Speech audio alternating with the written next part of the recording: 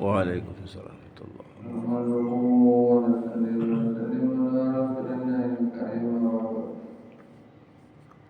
Alhamdulillah, hadirin dan kita bersyukur kepada Allah Subhanahu wa taala atas berbagai nikmat yang telah Allah berikan kepada kita. Salawat dan salam sama-sama kita mengaturkan kepada baginda yang mulia Muhammad sallallahu alaihi wasallam, kepada ahli keluarganya serta sahabat-sahabat. Semoga kita semua pada yaumil akhir mendapatkan syafaat dari beliau. Amin ya rabbal alamin. Hadirin kita akan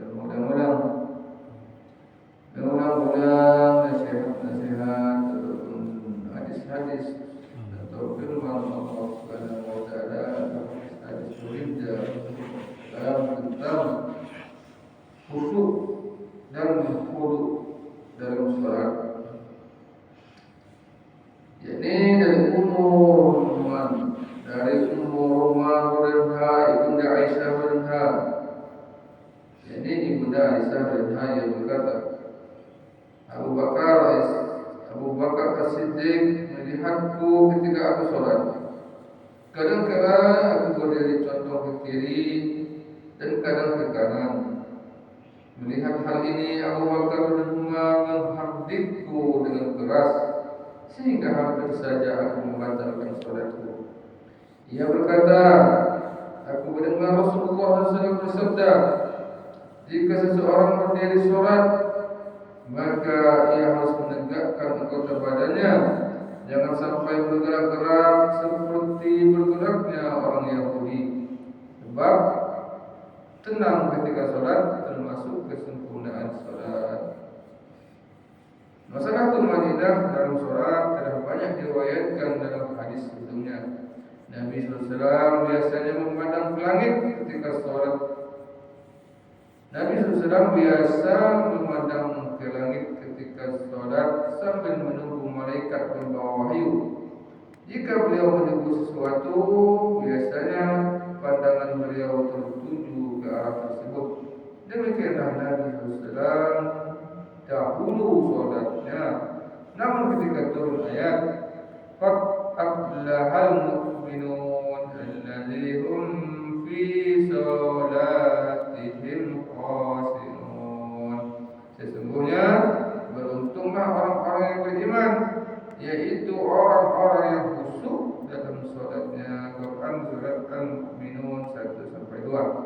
Nabi SAW mulai mengarahkan pandangannya ke bawah di dalam sholat, dan banyak riwayat yang menyebutkan bahwa sebelum turun ayat di atas, para sahabat selalu memandang ke sana kemari dalam sholatnya. Namun setelah turun ayat di atas, pandangan para sahabat dalam sholat tidak ke sana kemari lagi. Mengenai ayat di atas, Abdullah bin Umar dan Umar berkata, jika para sahabat berdiri sholat, maka pandangan mereka tidak ke sana kemari. Mereka sangat bertawajuh dalam salat. Pandangan mereka selalu tertuju ke tempat sujud, dan mereka meyakini bahwa Allah tengah bertawajuh kepada mereka. Suatu ketika Ali radhiyallahu anhu ditanya oleh seseorang, apakah khusyuk itu? Dia menjawab, khusyuk itu di dalam hati, maksudnya ketawajuhan hati dalam sholat. Dan termasuk khusyuk ialah tidak memikirkan hal-hal lain. Ibnu Abbas bin Umar berkata, orang yang khusyuk adalah orang yang takut kepada Allah dan orang-orang yang sholat dengan tenang. Abu Bakar bin Umar berkata, Rasulullah SAW bersabda, berlindunglah kepada Allah dari khusyuk. Berlindunglah kepada Allah dari khusyuk yang munafik. Para sahabat bertanya, ya Rasulullah, apakah khusyuk yang munafik itu? Rasulullah SAW menjawab, zahirnya terlihat tenang,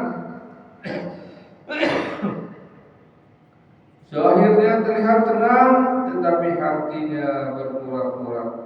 Dalam hal ini Abu Darda berkata, Dalam hal ini Abu Darda meriwayatkan sabda Nabi SAW bahwa khusyuk yang munafik ialah secara zahir terlihat khusyuk, namun hatinya tidak khusyuk. Qatadah bin Umar berkata, hati yang khusyuk ialah hati yang takut kepada Allah dan mengarahkan pandangan ke bawah. Pernah suatu ketika Nabi SAW melihat seorang laki-laki yang sholat sambil menyisir-nyisir janggut dengan tangannya. Nabi SAW bersabda, jika hatinya khusyuk, maka seluruh anggota tubuhnya akan diam tenang. Aisyah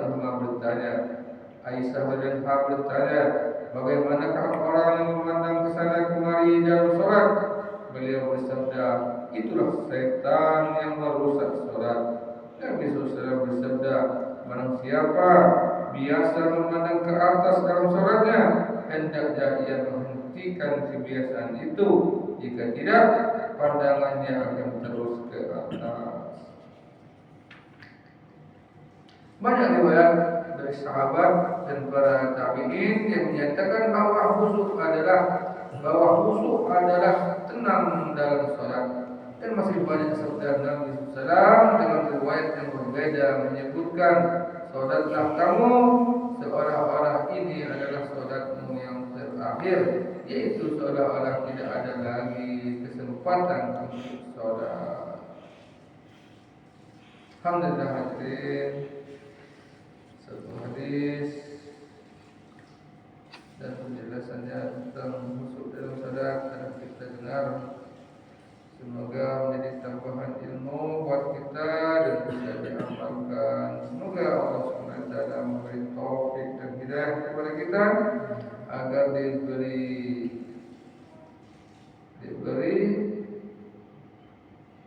amal yang bisa sholat khusyuk dan khusyuk. Semoga Allah memahami. Subhanallahumma wa bihamdika asyhadu an la ilaha illa anta astaghfiruka wa atubu ilaik. Wassalamualaikum warahmatullahi wabarakatuh. Waalaikumsalam.